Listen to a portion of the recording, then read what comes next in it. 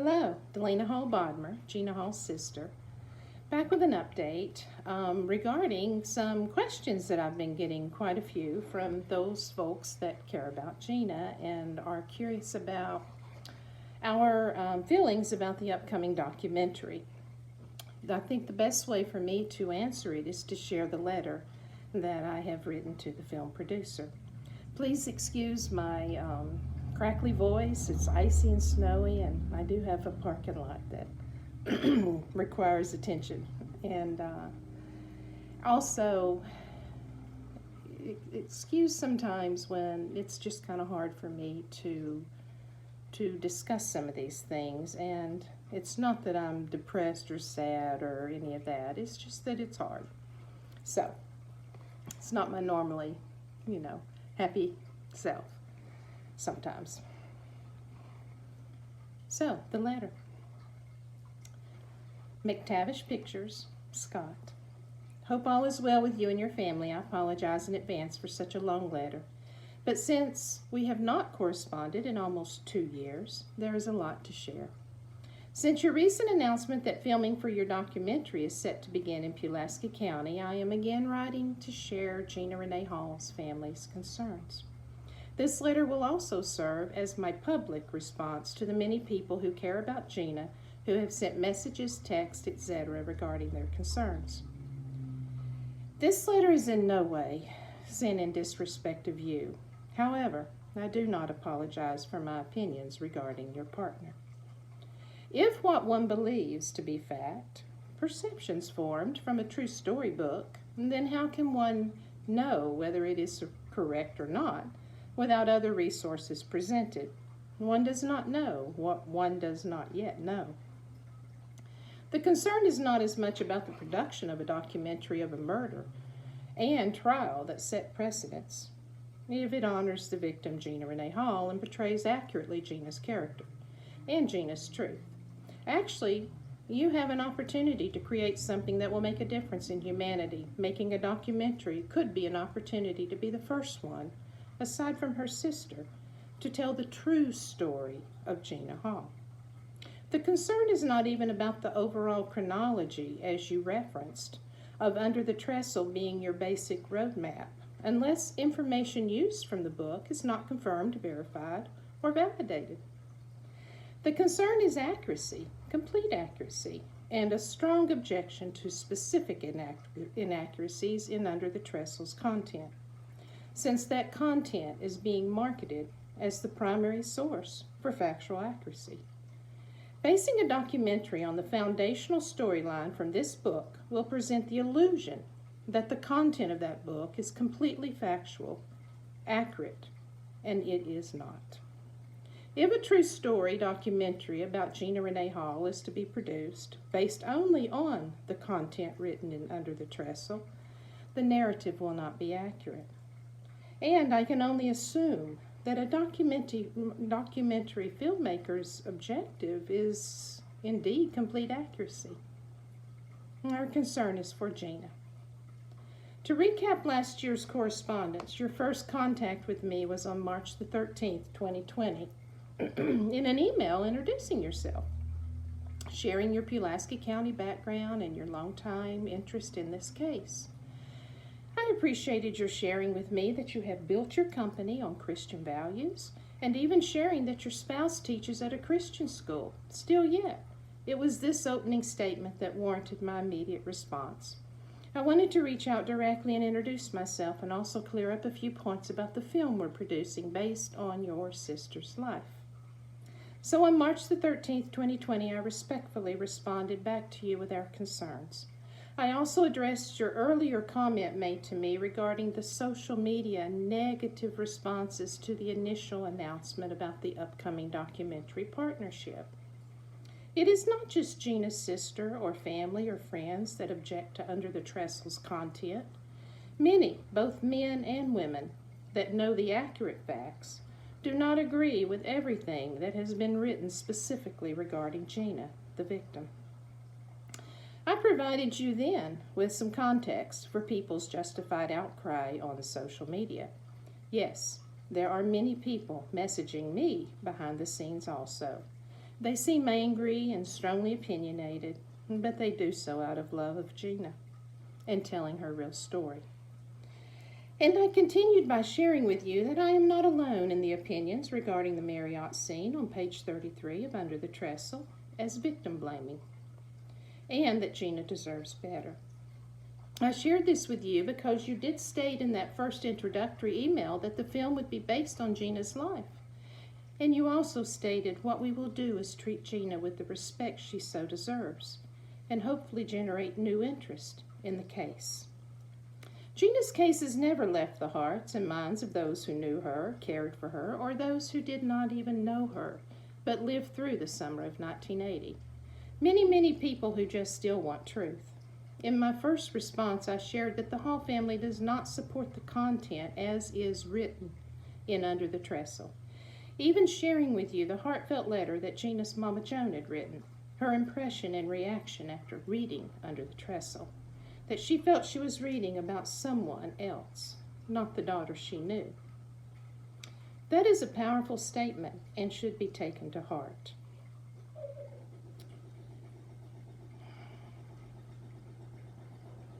I also shared I take offense myself at the inaccuracies about Gina and her character, and the marketing by an author stating that his book has helped us, including our search for Gina's remains. Peterson has in no way whatsoever helped us in our efforts to find Gina's remains. I was out in the woods finishing up the first excavation on the day Peterson announced his partnership with you. Phone texts started coming in with screenshots of the exciting news, the Gina Renee Hall story coming to the big screen. Many wanting to know if we, the family, knew about the announcement. Spiritual warfare is very real. But no matter the attempt to distract, I said my final prayers over that first site where we retrieved tiny bone fragments, all that remained there. One day I will elaborate on the decades-old marker that still hangs on barbed wire at the entry to this location. I hope you had an opportunity to read the soil analysis reports from Gina's burial sites that I sent to you about a week ago. Just in case you did not, here is the link again. The laboratory soil reports are significant. It is science, the science of decomposition, human-specific chemical compounds identified deep in the soil from the Gina's excavation sites, as well as human bone and other items retrieved, witnessed by many good people. That should tell us all we need to know. There is no need for new interest in Gina's case unless it leads to rendering justice for Epperly's other victims. Yes, we can call them victims, because why else would there be hidden bone fragments retrieved from under his bedroom closet subfloor belonging to 4 different females, one whose identity is known, just a child, a young teen. On March 14th, 2020, I received this reply. My film will be based on the entire case as it was prosecuted, and not just Gina's story. Under the Trestle provides a chronological map that saves me quite literally years of research, and I believe Ron worked in good faith to be as accurate as possible. He gains nothing by misquoting folks and fabricating facts. I reread page 33, and my wife and I both read the chapter again this morning. Neither of us interpreted the narrative as victim shaming. In fact, it portrays Gina as a sweet girl who was having fun and sadly encountered a sociopath on the dance floor. We see nothing that disrespects Gina in any way. Perception formed from what is written. Exactly our concern. As it was prosecuted is what could be accurately pointed out. The brilliance of this prosecution was that Shockley spent a significant amount of time on character witnesses for Gina, painting a very clear picture of her impeccable character. In most of these types of crimes, it was common for the defense to destroy a woman's character, but it was impossible with Gina. The jury had a clear understanding of Gina's physical appearance and easily could have derived that she would never choose of her own free will to willingly leave after 30 minutes with a 28-year-old just met man. But Shockley needed to approach the trial narrative differently, And just because he did not introduce all of the facts from Gina's case file into the narrative does not mean those facts should be ignored now when speaking about Gina Renee Hall. Shockley needed a straight path to get to the physical evidence inside the lake house, which was very strong as to what actually happened to Gina there, and to also connect only Epperly to that evidence. He needed to place Gina at the lake house in the most straightforward and simplest manner, without any questions of doubt. The absolute brilliance was that Shockley did not muddy the waters, leaving any room for questioning, by intentionally keeping the narrative simple. Had he broached the topics that would have led to consideration of possible abduction, or King's slippery slope, or any of the case file evidence indicative that more was going on at the lake house than what the killer told and what his best friend testified to, like calling the witnesses from the multiple reports of gunshots fired, or all the car traffic that was witnessed at the lake house. They were just facts that would have just added more confusion for the jury. What he did do was use the killer's own words and the best friend's corroboration to paint a picture of what transpired, because that was the simplest bridge between the Mariott and the lake house, substantiated by their own statements without adding any other information, placing Gina at the lake house and allowing the testimony to be presented that once King and Robinson arrived, Gina was never seen or heard by them, but Epperly was. Any extra details of what actually transpired would have muddied the waters and lent confusion. The simple approach was necessary. In reality, at that time, the whole picture could not have completely been known without Gina or Gina's body to speak forensically for her. Any extra paths of questioning that would have lent any doubt to King's story that corroborated Epperly's own words, which connected him beyond a doubt to Gina, would have become another hurdle to overcome. And having no body was, of course, a very big challenge for the prosecution. So, in many ways, Shockley used Epperly's own words against him, without Epperly taking the stand. Any question that King's account was not true was avoided by Shockley, including stopping Austin Hall's testimony when he clearly stated he had to go find King, a man who did not come forward to the authorities, as he said. Shockley needed King's own words to keep everything straightforward and simple, to get to the physical forensic evidence. Whether Shockley believed Gina went willingly or not is irrelevant.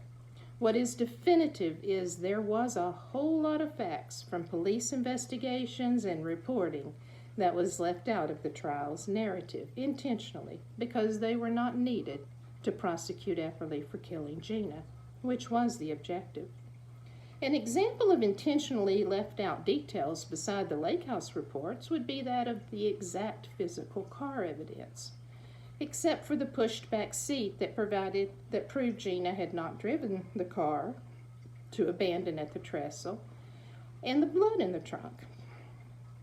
And even though the broken driver's side car door strap did come up in court testimony, unexpectedly, from our friend Craig Runyon, who located the car. It was avoided by prosecution and defense, not because it was not relevant, but it just did not fit into the narrative being built and opened a path of confusion for the jury. The one fact of the car door strap coming out most likely allowed each jury member who heard it to form their own opinion. Had prosecution or defense introduced it, along with many other details, it would have presented abduction as a very real possibility, which would have led to King's statement coming into question and take the narrative in an entirely different direction. So, according to King, should be the precursor to all statements regarding the Mariott parking lot story. And in all fairness to Gina and her honor, all of the other facts about her character should be presented, along with that one man's testimony. Still now, after the fact, if her story is to be told with truth as the objective. And in regards to the dance scene, written by Ron Peterson, the storyline has now been expanded on, creating a storyline about Gina that is not based on fact, is not accurate, and was completely unnecessary unless you want a sensationalized movie scene. So your statement that your film will be based on the entire case as it was prosecuted, not just Gina's story, implies that you do want to tell Gina's story. If that is the case, then the storyline written in Under the Trestle alone will not achieve that objective. In Peterson's version, Gina is not portrayed with the respect that she deserves, as stated as one of your own objectives. When it is not truth to write that she left her table to walk over by Epperly, making eye contact with him, and because she was eager to dance, naturally obliged Epperly's request, a 30-minute time span that ignores the fact that she was sitting at a table with her friends and, as witnesses stated, dancing with a man wearing glasses, yet in that same 30 minutes she leaves her friends and dances 4 to 5 dances with Epperly based only on one man's testimony, while ignoring eyewitnesses' statements that Gina sought help from 2 women getting away from a harassing predator, Epperly. Simple math of the 1-hour timeline: Gina meets and sits with friends, somehow dances with 2 different men, 4 to 5 dances with Epperly, spent 20 minutes at the table with the 2 women seeking refuge away from her harasser, and the most ridiculous part of the composed storyline is that Gina, in complete opposition to trial testimony, made a decision in that 30-minute time span to leave with this just-met old man, something that would not have ever happened, ignoring days of character witnesses' testimonies, which describe Gina's true nature. Continuing to spin their web of lies when Gina is portrayed as willingly leaving to go to a cabin on the lake with this 28-year-old, who, the author in this part of his book, portrays Epperly with a look of casual innocence, appearing younger than 28. A necessary statement to make that scene work, contradicting the physical descriptions and demeanor and the true nature of Epperly that's highlighted throughout the rest of the book. All of this is construed to be factual instead of Gina's truth, which is that Gina would have never, under any circumstances, put herself in any situation with any man, period. That old composed story was not true then, and it is not true now. There is no need, after the trial, to continue to keep it all simple and straightforward with only the killer's lies and the best friend backing him, at the expense of Gina's truth. Gina's voice can be heard from within the layers of complex court testimony. If one just looks discerningly, without the old composed story as their presumptive foundation, Gina's voice should have always been heard, but it was not the objective. But now, because so many will just not put her story to rest, Gina's truth should be known. Gina is the hero of this tragedy. The conviction is secure, the appeals are exhausted, the mountain of physical evidence is conclusive. Epperly killed Gina. So to say Gina was just looking for fun, that would depend on one's perception of what fun is. Gina was not having fun. She was targeted by Epperly the moment she stepped out of her car to walk in and meet her friends. She was at the Mariott with people she knew, on the dance floor with a different man, and was being harassed by Epperly. She left the Mariott soon after, arriving within an hour to drive home, and was abducted from McCoy Road, approximately 6 miles from the Mariott. If I ever needed any answer to all of their lies, having known since 1980 that my sister never left the Mariott willingly with any man,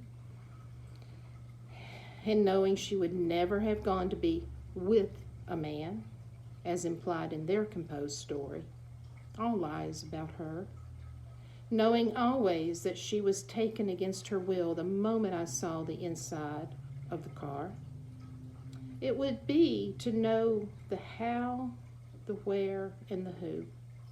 I now have the how and the where, but I am still waiting on the who.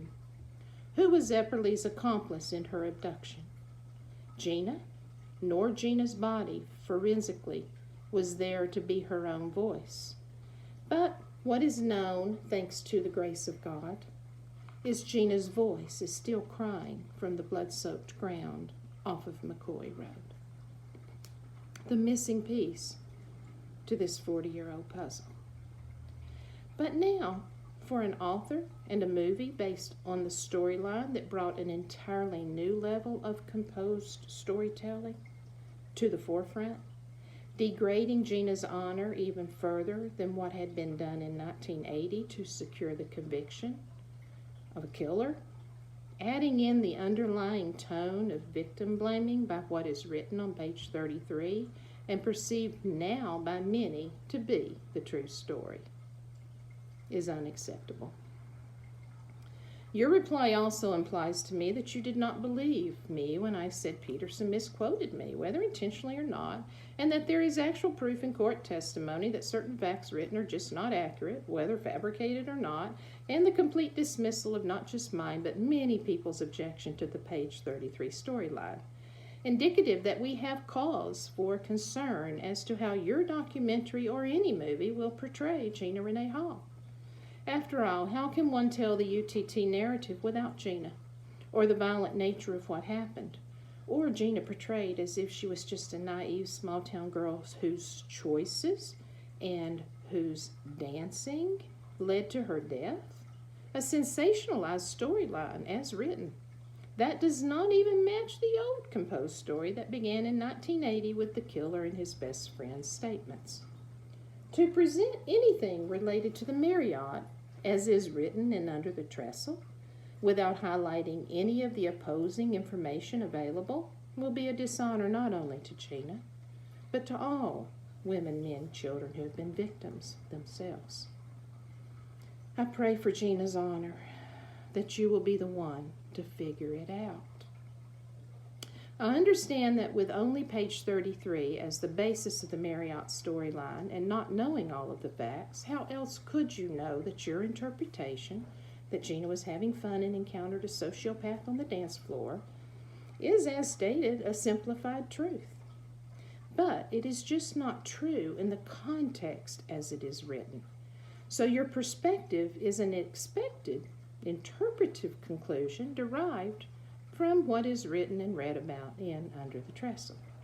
Your own response validates our concerns, not because of your reaction to reading it, but the fact that when one reads page 33, they perceive it to be accurate, relevant, and factual, and surmise, just as you did, that it portrays Gina as a sweet girl who was having fun and sadly encountered a sociopath on the dance floor.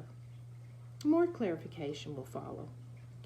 Your response prompted my 15-page email reply on April the 14th, 2020, with details regarding the inaccuracies, false advertising, and marketing concerns, and the legal steps that I had personally taken to deal with the deceptive marketing statements being used referencing the Hall family's complete support. I believe I shared with you that legal agreement that was reached. In that same email, I also brought specific examples to your attention to help you understand why I had no viable choice except to take legal action to bring the misinformation and false marketing to a halt.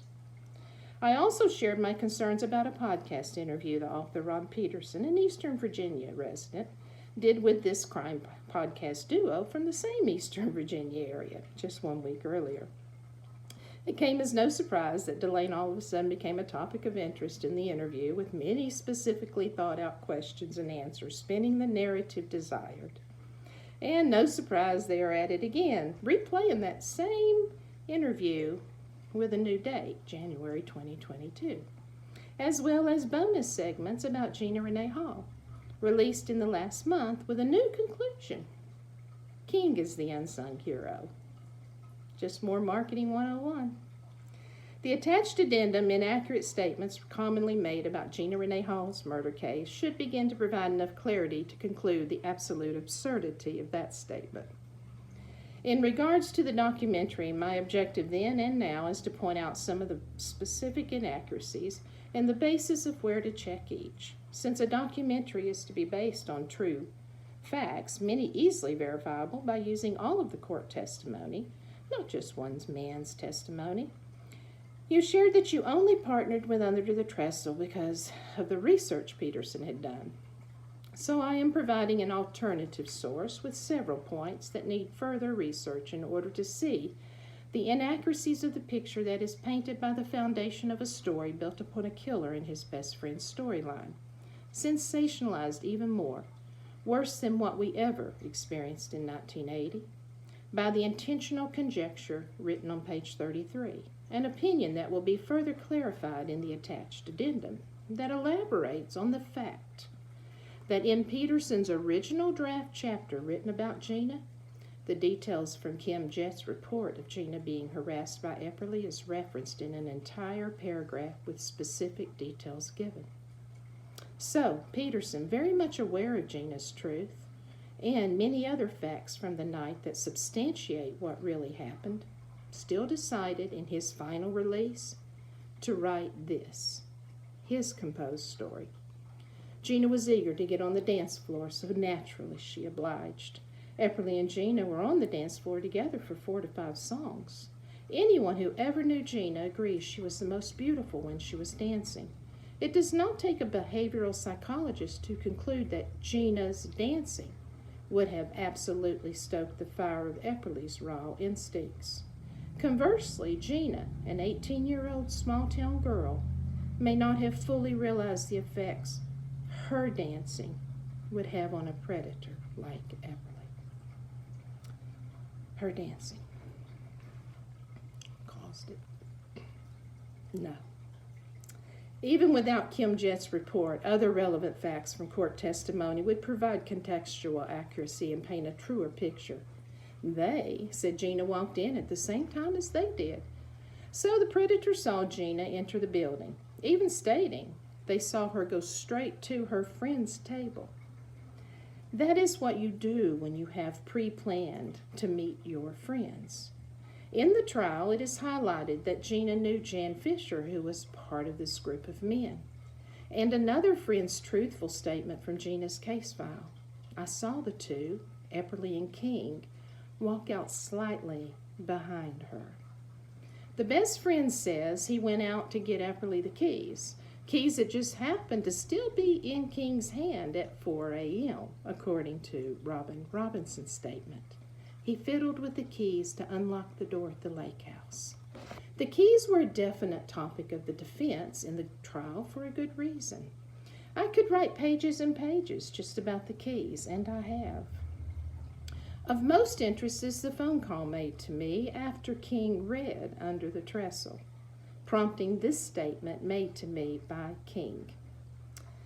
I do not know why he wrote that I went out to the car to give Steve the keys. Why would I do that? We always kept an extra set of keys under the center block by the door, and Steve knew that. Another one of the many no-coincidence phone calls I have received, providing the truth, and I know who I am to credit, the same one Gina would credit, the one and only one that Gina knew so very well. Lies run sprints, truth runs marathons. Hopefully the details I have shared and the addendum will be enough to ignite a mindset of truth as it did with me. Seeing all of the facts when I read Gina's case file given to me and the entire trial transcripts, there has been adequate time for any blatant inaccuracies to be corrected since early 2020. But the next paragraph might explain why that has just not happened, an unwillingness to simply correct mistakes made.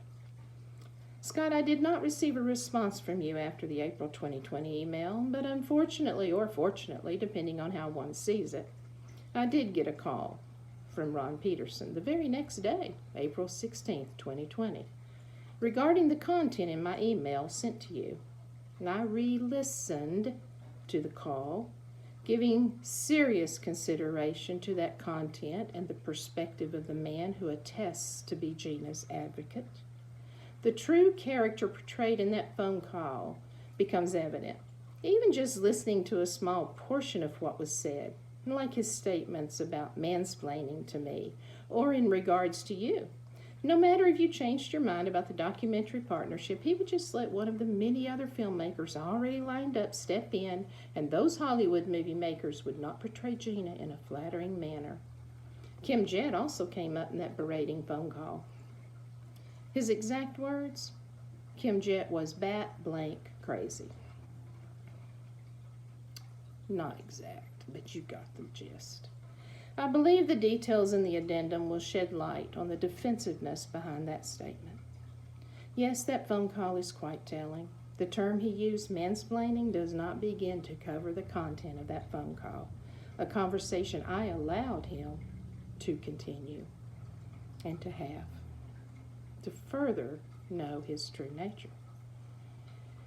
You referenced in your email our mutual friend Chris telling me that you promised her you would do what is right. And I hope she shared with you that she knows all what she knows about me, my history, my background.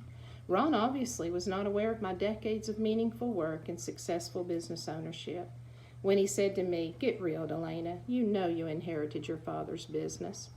Obviously, he is not aware that I started my own business in Northern Virginia in 1992, and then returned home to Southwest Virginia and started over in the county that borders my family, successfully building my current business and very active in my community, all while being a mom and wife and still achieving the top 1% in the world. Not just 1 year, but a dozen, an accolade accomplished by very, very few in this industry. Yet, for some out-of-the-blue illogical reason, he began this conversation with, "Dlana, are you seeing a counselor?" I knew then it was going to be an interesting phone call. My favorite insult, mentioned many times throughout the conversation, "You have man issues." To which I responded, "No, I do not have man issues. I have truth issues." In my 30 years of relationships, working in partnership with many, many men, I have never been spoken to as arrogantly or as disrespectfully as I was by this man, who I now rightfully liken to as a snake who hides in tall grass. Because when I brought up the fact that many seem to have forgotten about the driver's side broken indoor car door strap, which did come up in court testimony, his response was, "Stuff breaks on cars all the time. It is just not logical. It was not presented in court because it was just such a leap of logic. I am in the 90% majority of people who can look at it logically. You are not looking at it objectively. You got guilt issues. You have PTSD. And the women around you, most believe professional wrestling is real. It is just 40-year hearsay." Wow. That is some true perspective of the man behind page 33. It has been my honor to tell Gina's truth for the last 40 years and to have met many, many awesome people who share my love of Gina and her truth. If we are only 10%, then, well, I would just have to shout louder. Web of Lies Unveiled, A Day Made in Hell, and we will all answer to that one day. See it? Needs to be half, and I will finish it now. We will answer one day on which side of the chess game we chose to be on. My friend told me that you are a good man, Scott Mactavish, although I have not met you or have I had any more communication from you. Interestingly, in that next day Peterson phone call, and because of what exactly was said to me, I would not be surprised that your perception of me not knowing me is based on what you have been told. Maybe that I, too, am just another crazy woman. Well, I am absolutely crazy about my amazing sister. And I am persistent as hell when it comes to Gina and her truth. Please allow me to clear up another marketing statement. I or my family have not been searching for my sister's body for decades, and we most definitely did not need someone's book or whatever to help us have closure. I am a Christian, and I have always had peace knowing, without any doubt, that my sister was in heaven with our Lord and Savior. God's book gives me all I ever need. My only objective throughout the last 4 decades was to protect my loved ones and keep my sister's killer in jail. Finding Gina just came to be. And I believe there are no coincidences. There is a purpose to all of this yet to be seen. Time will tell. That day when the documentary partnership was announced, when I was saying my goodbyes at the first excavation site, I knew then there would be no stopping a movie, no matter who produces it. A movie was always the objective, apparent early on at one of the first Radford book gatherings, when I sat in the back of the room with my state police escort, listening to that dog and pony stage and slideshow as to what movie star would play what role.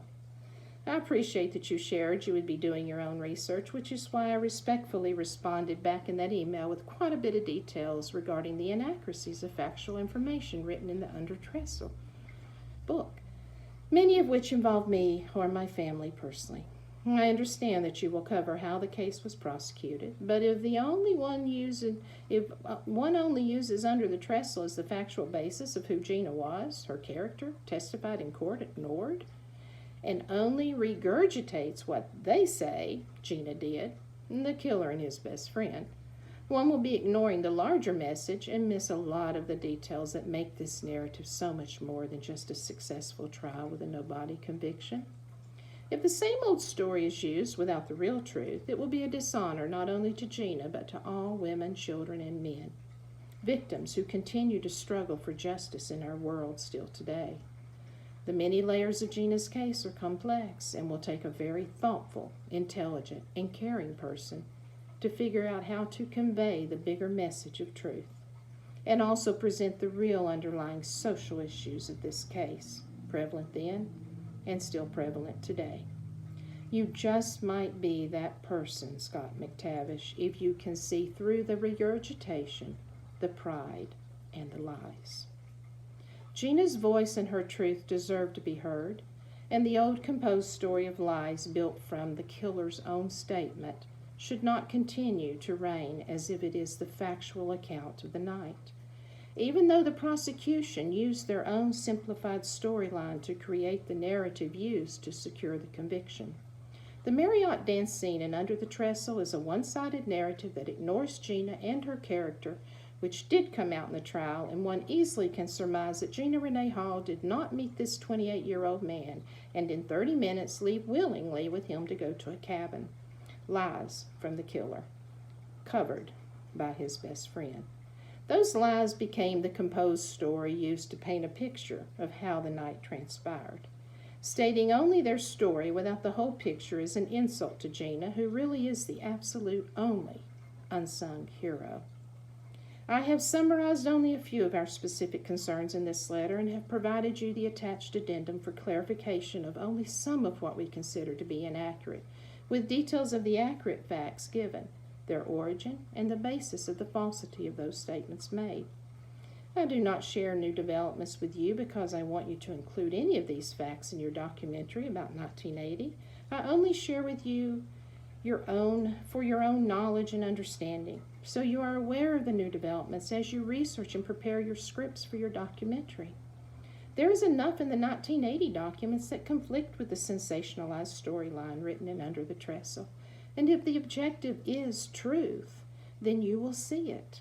You are right to consider UTT only as a starting place, and any detail used by you from it about Gina, myself, my family, my dad, can easily be verified if it involves us.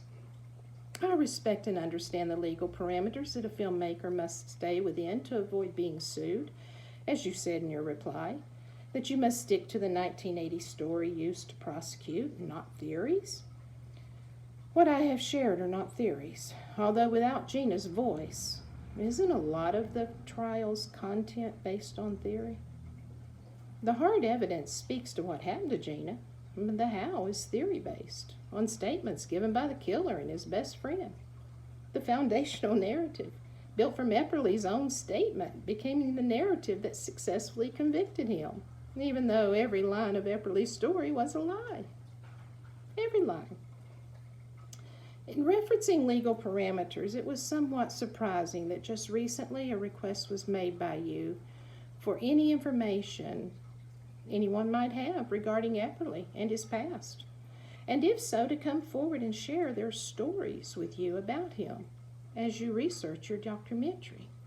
Well, maybe something will be discovered that helps connect the dots for the other victims. I hope so. But in light of this request, we must ask a simple question. Why then is Gina's truth outside of your legal parameters and their stories are not? Sticking to the prosecution of the case only, a narrative built on a story that was composed based on the statements of a killer and one purported witness, the killer's best friend, and a book where an author pulled what he wanted from the narrative to tell the story in the manner that he too further composed? Why would other facts, truth, easily derived from Gina, about Gina from so many sources, not be used to create a deeper, more meaningful, and accurate documentary? Much of what I have shared is validated by testimony in the trial. If one wanted to, he could portray Gina just as she was portrayed in the trial by many witnesses, her truth, and not portray her only based on one man's testimony, which, by the way, does not align with his original full handwritten statement. One could easily do so and honor Gina, the victim of the crime. While on the topic of legality, I will readdress the topic of misquoting. Anyone who knows the Hall family or lived through this nightmare with them in 1980 knows our objection to words used then and still used now to sensationalize the murder of their loved one. Words like cabin, bar, with, willingly, and that Gina gave Epperly a massage. His words. And still today, I object to the liberty taken to quote me, using Dlana remembers, according to Dlana, or Dlana said, as if I would have called the Mariott a bar. Never. And just because he writes Dlana remembers, the context that follows is not what I know to be true about us. So it is not accurate, and at times even paints an inaccurate picture of Gina. Again, one would not know by just reading if something is truth or not, unless they are the ones that are being referenced. Words matter, context matters. And to note, verifiable information was given to Ron Peterson in our March 2018 conversation, just like anyone else I have ever spoken to in the last 40 years. In my opinion, that one-time meeting I had with the author of Under the Trestle, about 14 months after he began writing about my sister's murder, had one objective, a marketing agenda to create a way to sell his own good guy image, having written a book about a heinous murder of a young woman, yet still needing to present it and himself to the public as if Gina's family gave its blessing to do so. And had they not, he would not have written it. Peterson can no longer legally market in this manner. That speaks to truth. Interesting how the bar became club, then nightclub, and now it's Virginia Tech nightclub. Another marketing twist. Just like defining a spring practice walk-on as the Virginia Tech football player, as if that defines who Epperly was in 1980. But Virginia Tech lends so much to marketing. Here's a headline that would be relevant truth. Former Virginia Tech All-Eastern Conference of Football Award recipient from the legendary 1950s Virginia Tech teams, including the undefeated Virginia Tech team of 1954, whose picture is on my office wall. Abducted and murdered by a known rapist, his precious daughter, who also spent a spring season, this man, in Virginia Tech football program, walking onto the spring team. And that should be the true marketable headline. But that is not as profitable as giving the killer a trumped-up sensationalized storyline, as if the killer should become recognizable as a Virginia Tech football player, and name-dropping every coach this killer ever crossed paths with. Sad reality is that many knew that football fueled Epperly's violent tendencies. To those still looking for my public response addressing the many very legitimate concerns and desired actions, the answer I gave is this. We have no influence in what you decide to do with Gina's story. And only you can we can only take you for your word, your own words, that you are a good man, as indicated by your roots, your background, your current beliefs, and a man who says he will do his own research as indicated in your emails to me. I welcome you to visit with us, the one, or myself, the one who spent every day in the summer of 1980 and more. I hope that you do read and listen to all of the trial transcripts.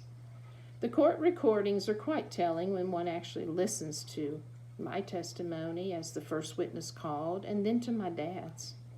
My dad, his voice. It should make any father, brother, husband, any good man be compelled to assure truth must be told. I can only hope that anyone who tells any of Gina's tragic story not only reads all of the court transcripts, but also listens to all of the court recordings archived at the Library of Virginia, or just visit me. I have copies. As one listens, please envision my dad as the strong man that he was, his shoulders slumping as he walked past Epperly and had to sit on the stand and look his daughter's rapist and killer in the eyes, as I did too. Listen to Gina's dad's voice as he answers the defense's questions, implying he is not a good dad because he did not know all of Gina's new friends from her time at her new college. My dad's voice speaks for all dads whose daughter's honor is degraded by all those composing this story. The Hall family can only hope that you, Scott Mactavish, the producer of this documentary, will honor what you told us and will treat Gina with the respect she deserves. We have voiced our concerns regarding your documentary that if it is to be based on the storyline presented in Under the Trestle by author Ron Peterson as the primary resource for factual accuracy regarding our loved one, Gina Renee Hall, myself, and my dad, the documentary will not be completely accurate. We hope you will see what Gina's family and many others have known to be true. Always. Gina deserves respect, honor, truth. I hope you take what we have shared to heart, and I do wish you the best. Respectfully, Dlana Hall Bodmer. Addendum attached, specific statements made about Gina, explained and sourced.